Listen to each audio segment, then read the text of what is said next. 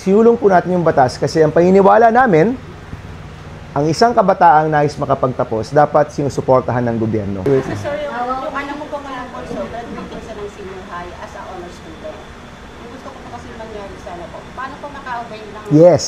Nag-apply na po siya ng college. Kaya pa po, bali, ito pa lang yun kasi graduating siya ng April. Yung anak ko ninyo, sana po mag-apply siya sa mga state university.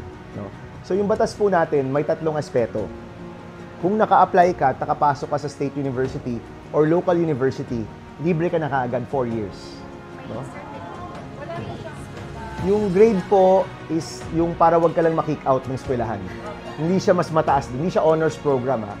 Yung batas ng libreng kolehiyo, hindi po siya honors program. Sinulong po natin yung batas kasi ang paniniwala namin, ang isang kabataang nais makapagtapos, dapat sinusuportahan ng gobyerno.